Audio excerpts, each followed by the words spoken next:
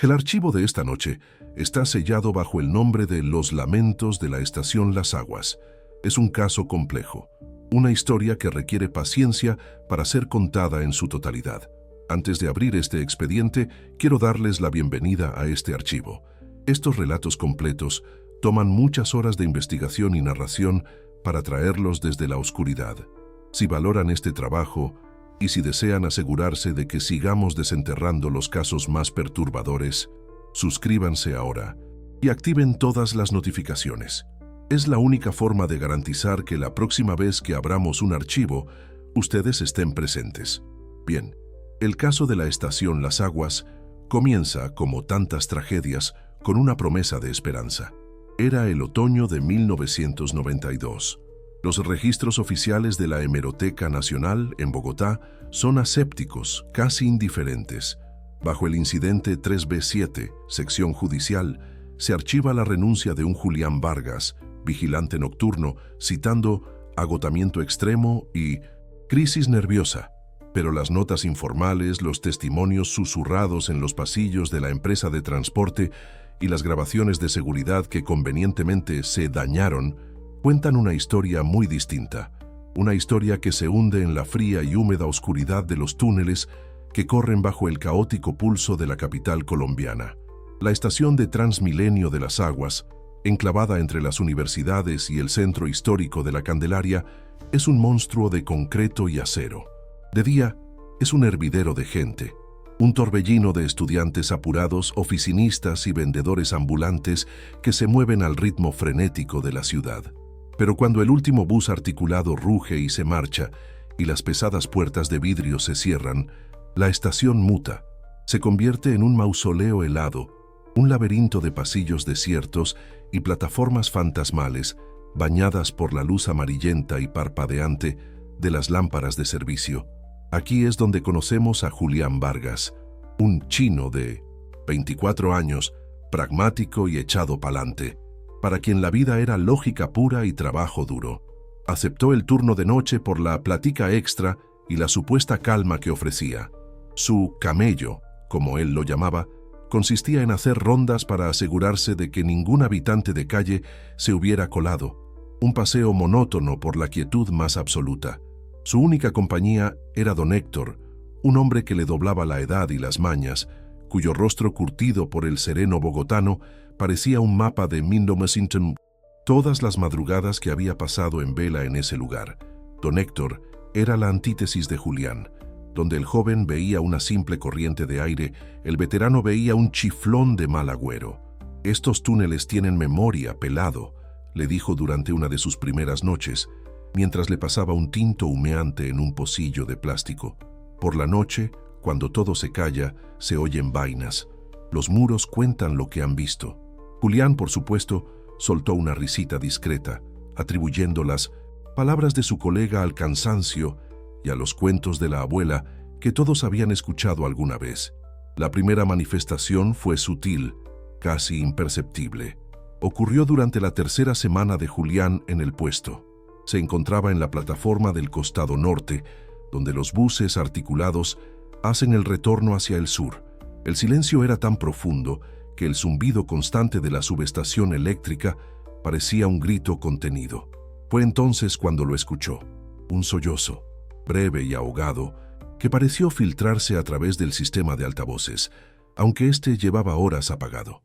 El sonido fue tan claro que Julián se quedó completamente tieso, escudriñando la oscuridad. Inmediatamente, su mente buscó una explicación racional. Revisó su radio de comunicaciones. Estaba apagado. Se acercó al panel de control del sistema de anuncios. Estaba inerte, frío al tacto. Lo achacó a una interferencia, a la radio de un taxi que pasaba por la avenida en la superficie, a cualquier cosa que su cerebro pudiera fabricar para mantener el orden. Sin embargo, un frío inexplicable le recorrió la espalda. El sonido no había sido metálico ni distorsionado. Había sonado dolorosamente humano, cargado de una pena antigua y profunda. Al volver a la garita de seguridad, le comentó el incidente a don Héctor, esperando una explicación técnica, una falla en el sistema, algo tangible.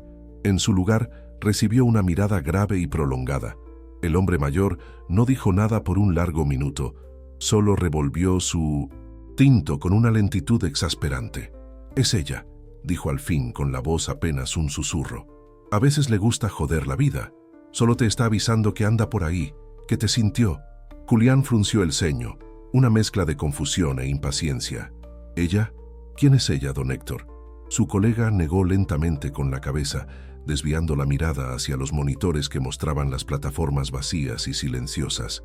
«No pregunte, chino. Es mejor no saber. Usted haga su ronda y no le pare bolas a esas vainas. Si no la busca, de pronto ella no lo encuentra a usted». Esa advertencia, lejos de calmarlo, sembró en su mente la primera semilla de una inquietud que no tardaría en florecer y ahogarlo. La lógica seguía siendo su escudo, pero una fisura delgada como un cabello se había abierto en su armadura de escepticismo. Las noches siguientes fueron una tensa normalidad.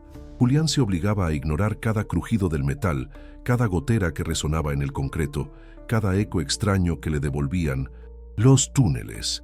Se convencía a sí mismo de que todo era sugestión, un producto de los cuentos de viejos de don Héctor. Se aferraba a la razón como un náufrago se aferra a un trozo de madera en medio del océano.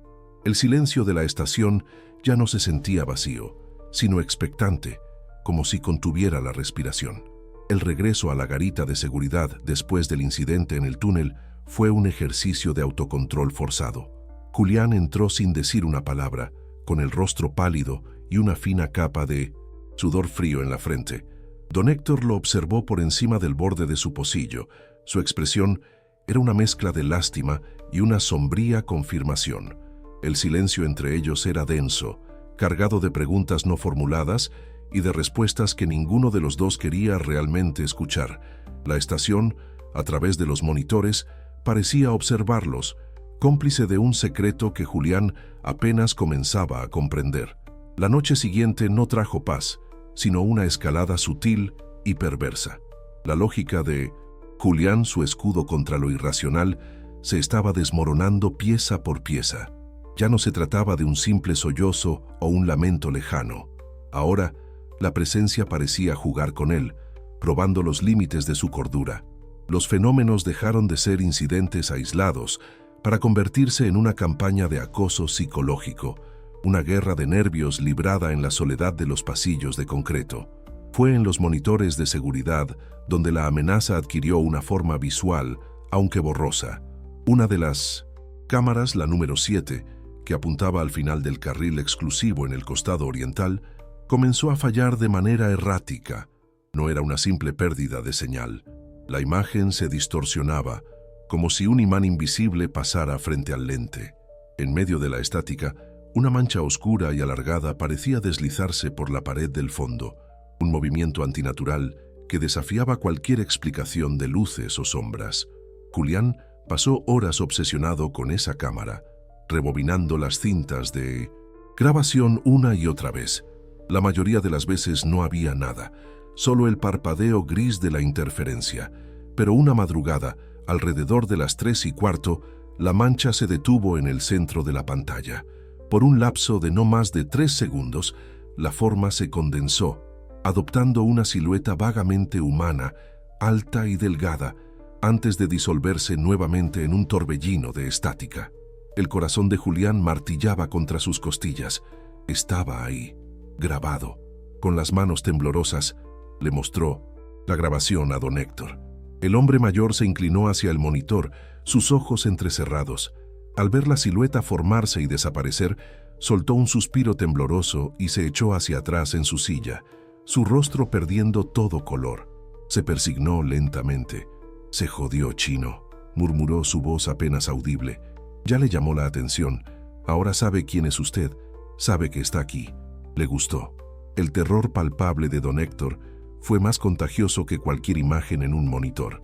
El viejo, que hasta ahora solo había ofrecido advertencias crípticas, comenzó a soltar fragmentos de historias, como si la evidencia visual hubiera roto un dique de silencio autoimpuesto. Habló de otros celadores que habían renunciado de un día para otro, sin dar explicaciones, simplemente desapareciendo. Mencionó a conductores veteranos que se negaban a hacer el último turno por esa ruta inventando excusas sobre fallas mecánicas, y susurró, por primera vez, sobre los cuentos de la novia de blanco. Julián, en un intento desesperado por mantener el control, por no dejarse arrastrar por el pánico, comenzó a llevar un pequeño diario en una libreta de notas. Necesitaba documentar cada suceso, cada sensación, cada detalle, tratarlo como un caso que podía ser investigado, como un problema con una posible solución. Era su única forma de no sentir que se estaba volviendo completamente loco, de anclar su mente a algo tangible, aunque fuera el registro de lo imposible. Una de las páginas de esa libreta, fechada el 28 de octubre de 1992, contiene un testimonio escrito con una caligrafía temblorosa, casi ilegible. Dice así: la vi. Esta noche la vi. No en un monitor, con mis propios ojos. Estaba al final de la plataforma sur, justo donde la luz de las lámparas ya no llega y todo es oscuridad. Al principio, pensé que era una habitante de calle que se había colado. Una figura de mujer, muy quieta, vestida con algo largo y de color claro, como un vestido. No le pude ver la cara. Le grité desde lejos: «Señora, la estación está cerrada, tiene que salir». No se movió, no respondió. Cuando di un paso hacia ella, con la linterna en la mano, simplemente se esfumó. No caminó, no corrió, se desvaneció en el aire. El frío en esa plataforma era un hijueputa. No creo que aguante mucho más esta vaina. El acoso se volvió innegablemente personal. Los lamentos que antes se escuchaban a través de los altavoces ahora parecían susurrar su nombre, muy cerca de su oído, en los pasillos más silenciosos. «Julián». Era una voz femenina, lastimera y a la vez gélida, que le erizaba el vello de la nuca. Las luces de un corredor completo se apagaban justo cuando él entraba, sumergiéndolo en una oscuridad absoluta y sofocante, solo para volver a encenderse segundos después, cuando el pánico ya lo había invadido. Los objetos inanimados cobraron una vida propia y maliciosa. Una tarde, el pocillo de tinto que había dejado sobre el borde de la consola de control se deslizó lentamente, como empujado por una mano invisible, y se estrelló contra el suelo haciéndose añicos. En otra ocasión, una pesada llave de tuercas que estaba en un estante rodó y cayó con un estruendo metálico que resonó por toda la estación, justo cuando él pasaba por debajo. Eran actos menores, casi infantiles, pero su propósito era claro: desquiciarlo, recordarle a cada instante que no estaba solo y que era vulnerable. La tensión se volvió insoportable. Julián apenas dormía durante el día, atormentado por pesadillas, fragmentadas de túneles oscuros y vestidos blancos. Se volvió irritable, paranoico. Su madre le preguntaba qué le pasaba, por qué estaba tan flaco y ojerudo, pero él no sabía qué decirle. ¿Cómo explicarle que estaba siendo acosado por un fantasma en su trabajo? Lo tomarían por loco, lo internarían. El aislamiento era casi tan aterrador como la propia presencia. Finalmente, una noche, después de que la puerta de un cuarto de servicio se cerrara de golpe frente a sus narices con una violencia inusitada, Julián explotó. Acorraló a don Héctor en la garita, su rostro una máscara de desesperación y furia. «Usted sabe qué es esta vaina. Usted sabe quién es. Tiene que contármelo todo, don Héctor. Me estoy volviendo loco, carajo. Dígame la verdad». El hombre mayor, viendo el estado de quiebre del joven, suspiró profundamente, derrotado. El miedo en sus ojos luchaba contra un sentimiento de culpa. Finalmente, asintió lentamente, invitándolo a sentarse. Con la voz quebrada y la mirada perdida en los monitores, finalmente cedió. «Está bien, Chino, siéntese. Le voy a contar, pero que Dios nos ampare. No son cuentos de la abuela», comenzó don Héctor, su voz un murmullo ronco. «Es el espíritu de una pelada, una estudiante de una de las universidades de por aquí. La historia que cuentan los más viejos es que la dejaron plantada el mismo día que se iba a casar. El novio nunca llegó a la iglesia, y ella, en la desesperación, con el vestido puesto y todo, se vino para acá. La estación todavía estaba en construcción, pero ya hacían pruebas con los articulados por la noche». Hizo una pausa, tragando saliva con dificultad. «Se botó aquí mismo, en este carril. Se la llevó por delante uno de los primeros buses rojos. Dicen que el despecho y el dolor fueron tan berracos, tan profundos, que su espíritu se quedó aquí atrapado, sufrimiento puro, y desde entonces no le gusta la compañía, especialmente la de los hombres. Parece que nos culpa a todos. Esa confesión fue el punto de quiebre definitivo para Julián. El terror amorfo que lo había estado atormentando ahora tenía una historia, un motivo. Dejó de buscar una explicación lógica para los fenómenos y comenzó a buscar una histórica. Si había sido una persona real, una estudiante, debía existir algún registro, alguna noticia, algo que probara que don Héctor no estaba inventándolo todo para asustarlo. Se obsesionó con la idea. Necesitaba un nombre, una fecha, una prueba. Recordó que en la hemeroteca de la Biblioteca Nacional, a pocas cuadras de la estación, guardaban copias en microfilme de todos los periódicos viejos de la ciudad. Era un archivo público. Era su única pista. Necesitaba saber quién era ella. Ponerle un nombre a su tormento era, en su mente, el primer paso para poder enfrentarlo. Una tarde libre, en lugar de ir a casa a intentar dormir, se dirigió directamente a la biblioteca. El ambiente solemne y silencioso del lugar era un contraste brutal con el caos de su vida nocturna. Pasó horas frente a una máquina de microfilmes, con los ojos ardiendo por el esfuerzo, revisando ediciones de El Tiempo y El Espectador de principios de los años 90, buscando cualquier noticia sobre un accidente o un suicidio en las obras del sistema de transporte. Cuando estaba a punto de rendirse, con la frustración carcomiéndolo, lo encontró. Era un pequeño artículo, casi perdido en la sección judicial de El Espectador, fechado el 14 de mayo de 1992. El titular era breve y frío: Trágico fin de universitaria en obras de Transmilenio. El texto relataba cómo una joven, identificada como Beatriz Elena Pineda, de 21 años, en lo que las autoridades describían como un aparente acto de desesperación, había invadido el carril de pruebas y había sido arrollada por un vehículo articulado. La fotografía que acompañaba la nota era la de su carné universitario. Una joven de cabello oscuro, con una mirada triste y perdida que parecía traspasar el papel granulado. Pero fue la descripción final del reportero lo que le heló la sangre en las venas. Mencionaba que, según el testimonio de algunos obreros, la joven llevaba puesto un vestido blanco y parecía desorientada, como si buscara a alguien, murmurando un nombre una y otra vez. El mal tenía un nombre: Beatriz Elena Pineda. Tenía una historia. Ya no era una leyenda susurrada en la oscuridad, era una tragedia documentada. Y el lugar de su muerte, el frío y desolado tramo de concreto donde su vida había terminado, era el mismo lugar donde Julián sentía el frío anómalo, donde veía las sombras moverse y donde escuchaba los lamentos que ahora parecían llamarlo por su nombre. Saber la verdad, sin embargo, no trajo ninguna paz. Al contrario, fue como darle un rostro a la pesadilla, como encender una luz en una habitación oscura solo para descubrir que el monstruo era real y te estaba mirando fijamente. La actividad en la estación, a partir de esa noche, se volvería abierta, directa y mucho más hostil. Saber la verdad, sin embargo, no trajo ninguna paz.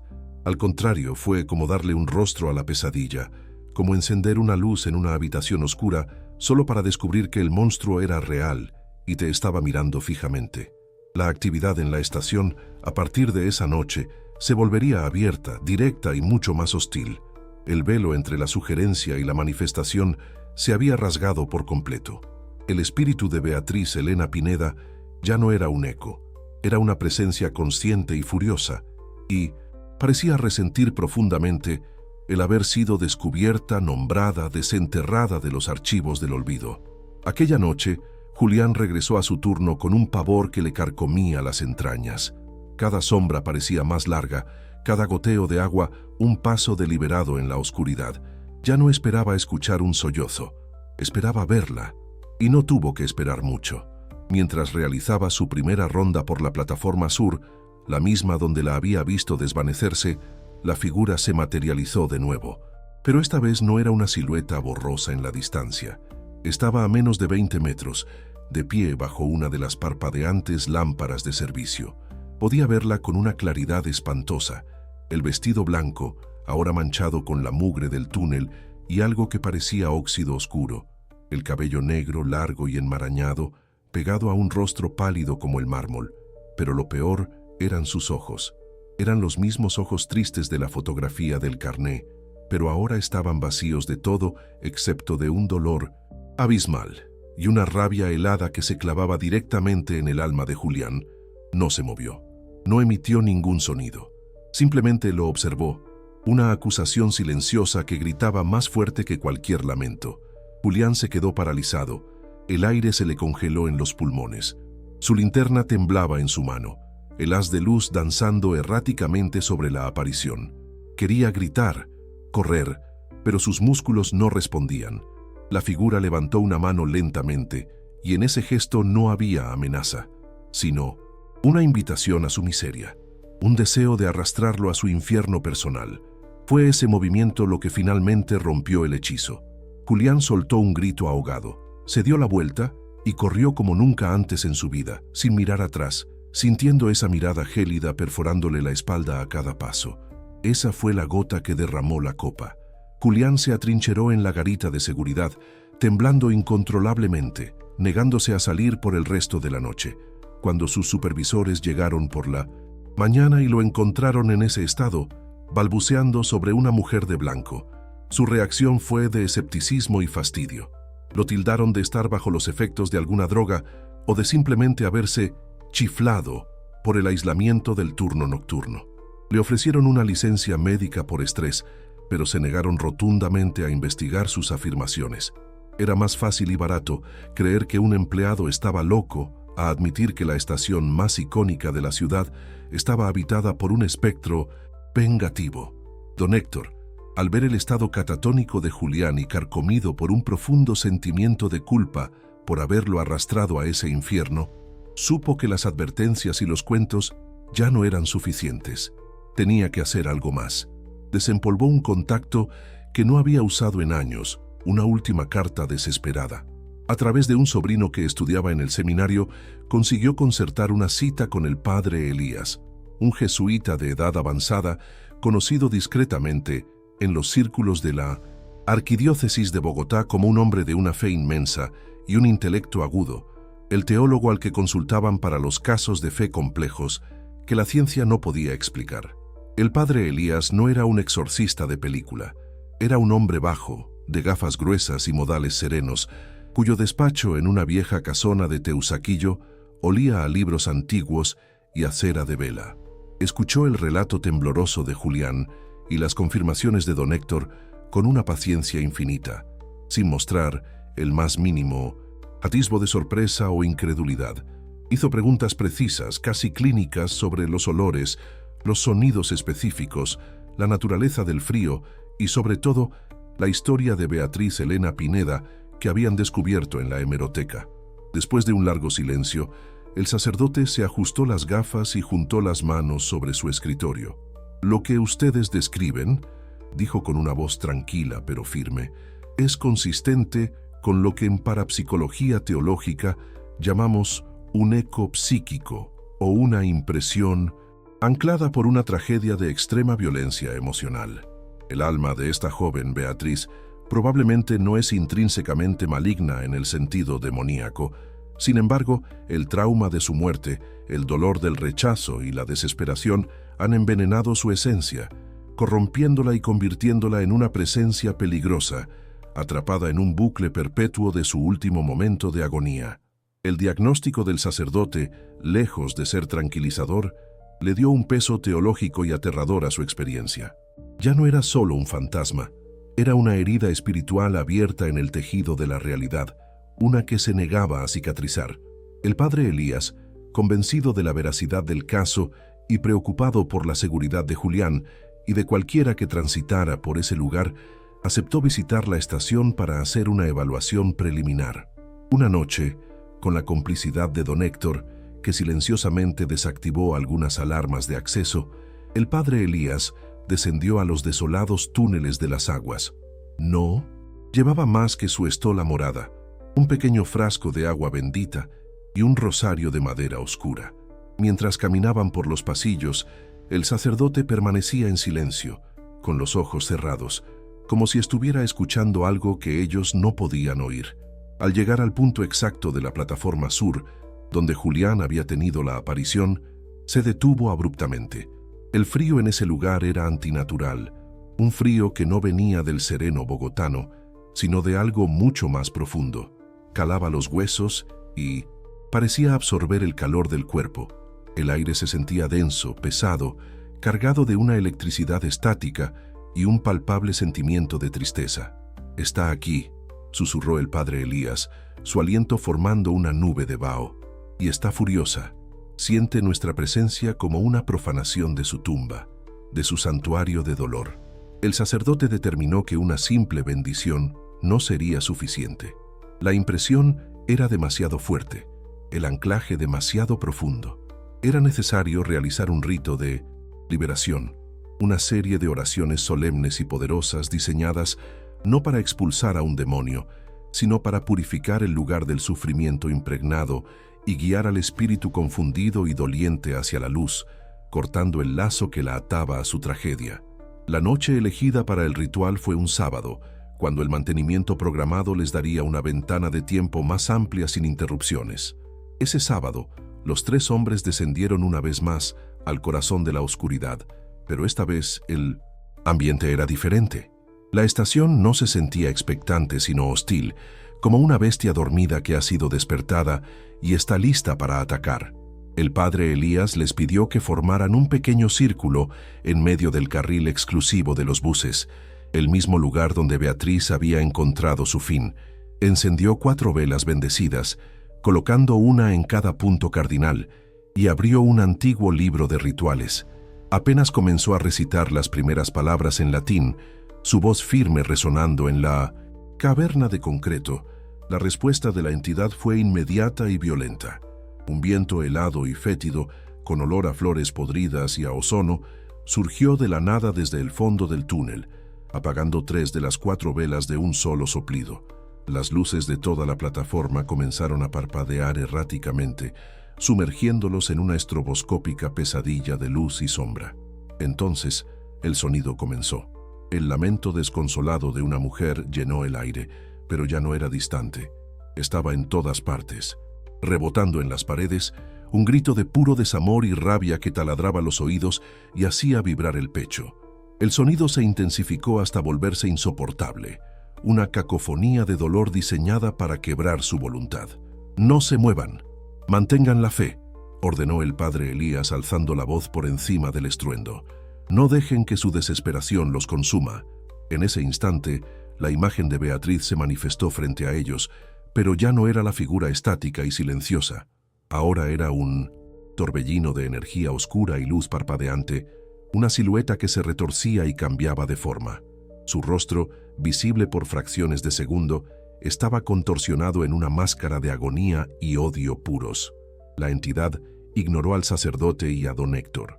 Su objetivo era claro: Julián. Fue él quien la había descubierto, quien había violado su soledad.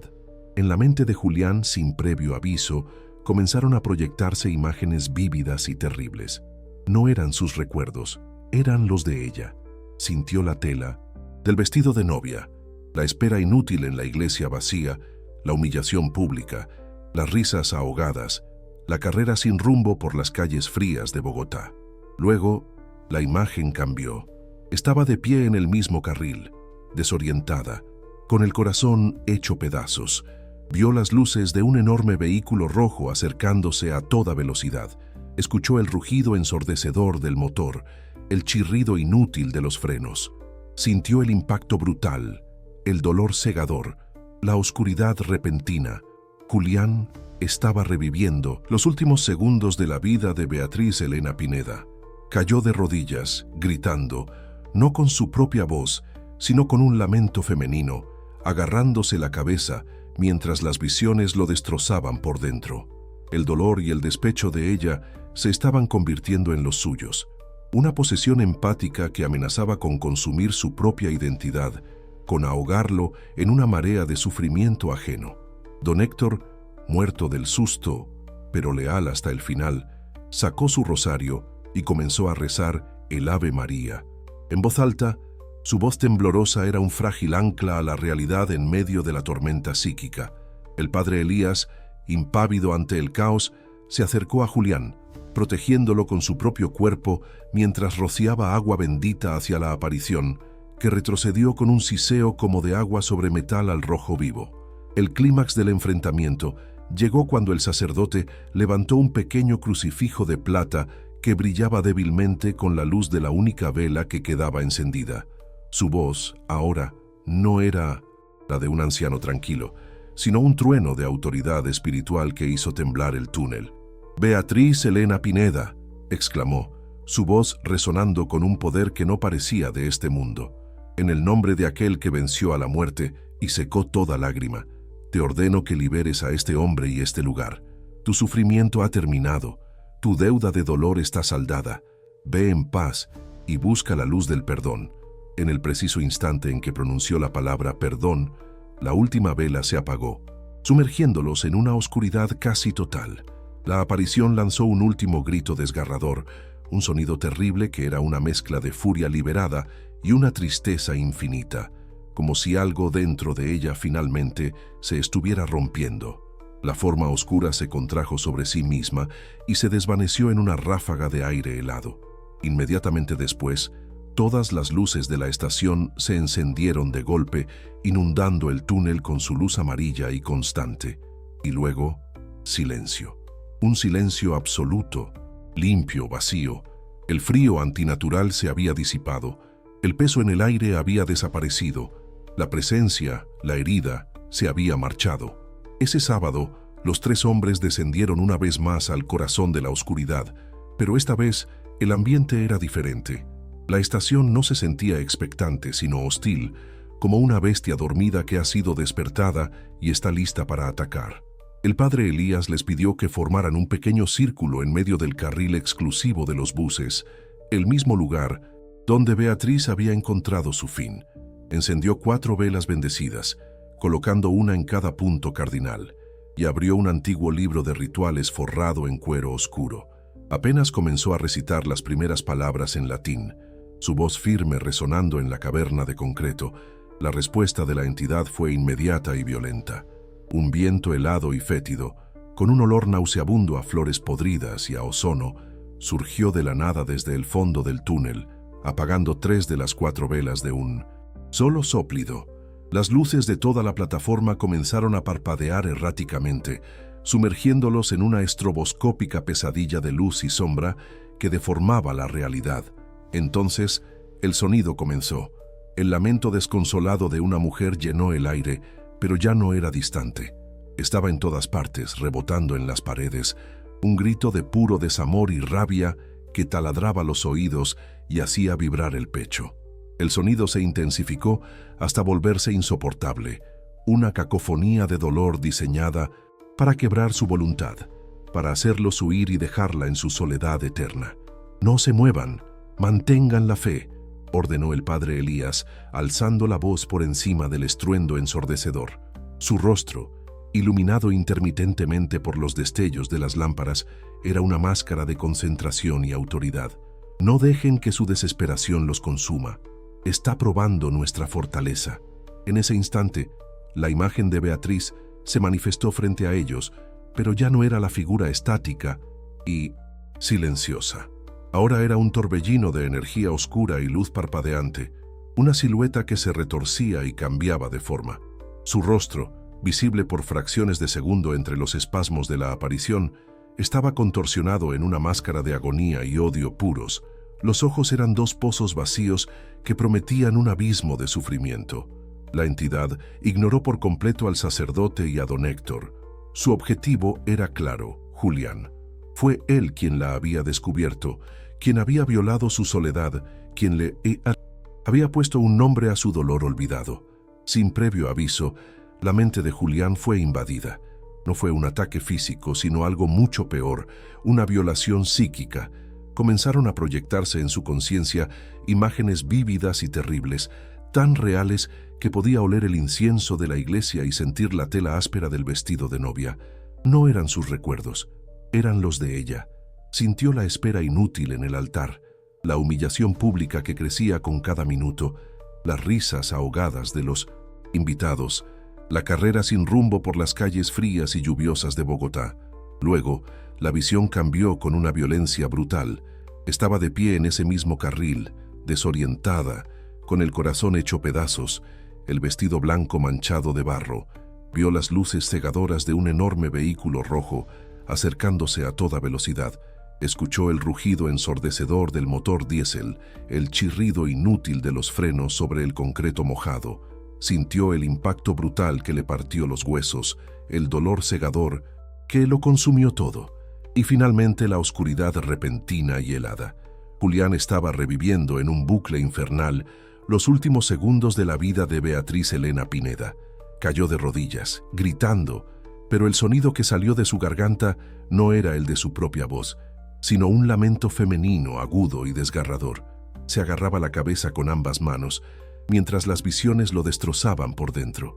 El dolor y el despecho de ella se estaban convirtiendo en los suyos, una posesión empática que amenazaba con consumir su propia identidad, con ahogarlo para siempre en una marea de sufrimiento ajeno que se negaba a morir. Don Héctor, muerto del susto, pero con una lealtad a prueba de espectros, reaccionó. Sacó de su bolsillo un rosario de madera gastado por el uso y con la voz temblorosa pero firme comenzó a rezar el Ave María en voz alta. Su rezo era un frágil ancla a la realidad en medio de la tormenta psíquica, un pequeño faro de fe en un océano de desesperación. Cada palabra era un esfuerzo, pero no se detuvo. El padre Elías, impávido ante el caos que los rodeaba, se movió con una calma sobrenatural. Se interpuso entre la aparición y el cuerpo convulso de Julián, protegiéndolo con su propia presencia. Descorchó el frasco de agua bendita y la roció en un arco amplio hacia la forma oscura. La entidad retrocedió con un siseo agudo y furioso, como el sonido del agua sobre metal al rojo vivo, su forma parpadeando con aún más violencia. El clímax del enfrentamiento llegó cuando el sacerdote levantó un pequeño crucifijo de plata que llevaba colgado al cuello. En la penumbra intermitente, el metal brillaba débilmente con la luz de la única vela que, milagrosamente, aún permanecía encendida. Su voz, ahora, no era la de un anciano tranquilo, sino un trueno de autoridad espiritual que pareció hacer temblar los mismos cimientos de concreto del túnel. «Beatriz Elena Pineda», exclamó, su voz resonando con un poder que no parecía de este mundo. No la estaba condenando, la estaba llamando. «En el nombre de aquel que venció a la muerte y secó toda lágrima, te ordeno que liberes a este hombre y este lugar. Tu sufrimiento ha terminado. Tu deuda de dolor está saldada». Hizo una pausa, su mirada fija en el epicentro del torbellino oscuro. La entidad pareció vacilar, su furia luchando contra una profunda confusión. El padre Elías, entonces, pronunció la palabra clave, la única que podía sanar una herida tan profunda. «Ve en paz y busca la luz del perdón». En el preciso instante en que pronunció la palabra perdón, la última vela se apagó, sumergiéndolos en una oscuridad casi total, rota únicamente por el lejano resplandor de las luces de la ciudad en la boca del túnel. La aparición lanzó un último grito desgarrador, un sonido terrible que era una mezcla de furia liberada y una tristeza infinita, como si algo dentro de ella finalmente se estuviera rompiendo después de años de estar congelado en el dolor. La forma oscura se contrajo violentamente sobre sí misma, como una estrella colapsando, y con una última ráfaga de aire helado que les azotó el rostro, se desvaneció por completo. Inmediatamente después, como si un interruptor maestro hubiera sido accionado, todas las luces de la estación se encendieron de golpe, inundando el túnel con su luz amarilla, constante y tranquilizadora. Y luego, silencio. Un silencio absoluto, limpio, vacío. El frío antinatural se había disipado. El peso en el aire, esa opresión que aplastaba el alma, había desaparecido. La presencia, la herida se había marchado. En el silencio que siguió, los tres hombres permanecieron inmóviles, exhaustos física, mental y espiritualmente. Julián seguía de rodillas sobre el frío concreto, temblando de forma incontrolable, no por el frío, sino por el residuo del terror y la pena ajena que habían recorrido su sistema nervioso. El padre Elías, con una serenidad que parecía imposible, recogió su libro y las velas consumidas. «Se acabó», dijo con una voz queda, pero firme. «El vínculo de dolor que la ataba a este lugar se ha roto. Le hemos mostrado el camino. Rezaré por el descanso de su alma». Esa fue la última noche de Julián Vargas como celador de Transmilenio. A la mañana siguiente, con las manos aún temblorosas y una mirada vacía que denotaba una vejez prematura, presentó su carta de renuncia. El informe oficial, archivado bajo el incidente 3B7, citó escuetamente estrés laboral agudo y crisis nerviosa. La verdad, como tantas veces ocurre, fue enterrada bajo capas de burocracia y un deseo corporativo de evitar el pánico o el ridículo. Julián se mudó de Bogotá ese mismo año, buscando un lugar donde los túneles no le recordaran el llanto de un alma en pena. Don Héctor, por su parte, pidió el traslado a un patio taller en el Portal del Norte, un lugar a cielo abierto, lejos de cualquier pasillo subterráneo. Se jubiló un par de años después.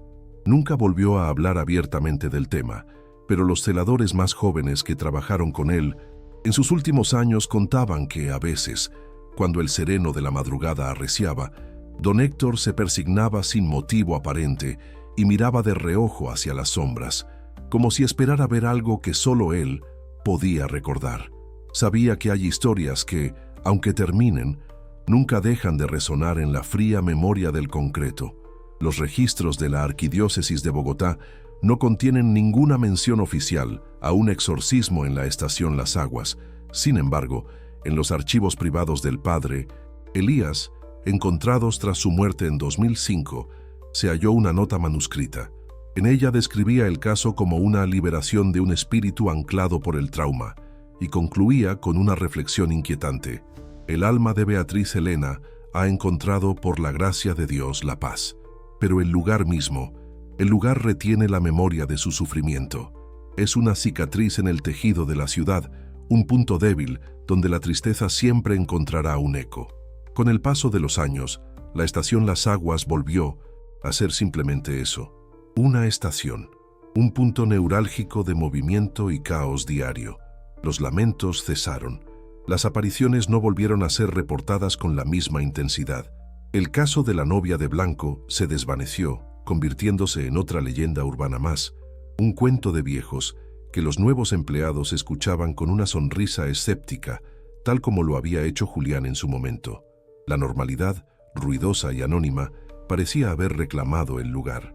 Sin embargo, los archivos no terminan ahí. Un informe de seguridad interno del año 2012, 20 años después de los eventos, documenta la queja de un conductor del último turno. El hombre, un veterano con más de 15 años de servicio, reportó que, al hacer el retorno en el carril exclusivo de Las Aguas, su sistema de radio emitió un sonido que describió como un sollozo de mujer. Muy claro, el equipo técnico no encontró ninguna falla en el sistema de comunicaciones. El incidente fue clasificado como interferencia de 1960, radiofrecuencia no identificada. El caso de la estación Las Aguas está, para todos los efectos, cerrado. La manifestación violenta y directa que atormentó a Julián Vargas parece haber sido pacificada, pero la pregunta final, la que este archivo no puede responder, sigue suspendida en el aire frío de esos túneles. ¿Fue el espíritu de Beatriz el que encontró la paz, o simplemente aprendió a llorar en un susurro tan bajo que ya casi nadie puede oírlo? ¿O es que lugares como este, marcados por la tragedia, se convierten en imanes para nuevas tristezas, esperando a que alguien en la soledad de la noche se detenga a escuchar? Este archivo ha sido sellado. La historia de los lamentos de la estación Las Aguas ha sido contada en su totalidad. El trabajo de desenterrar estas verdades es arduo y solo es posible gracias a quienes, como ustedes, se atreven a escuchar hasta el final. Si este relato les ha dejado una impresión duradera, si valoran la luz que arrojamos sobre estas oscuridades, la mejor forma de asegurarse de que sigamos abriendo expedientes es suscribiéndose a este canal y compartiendo este archivo. Así, La próxima vez que el silencio se rompa, sabremos que no estamos solos.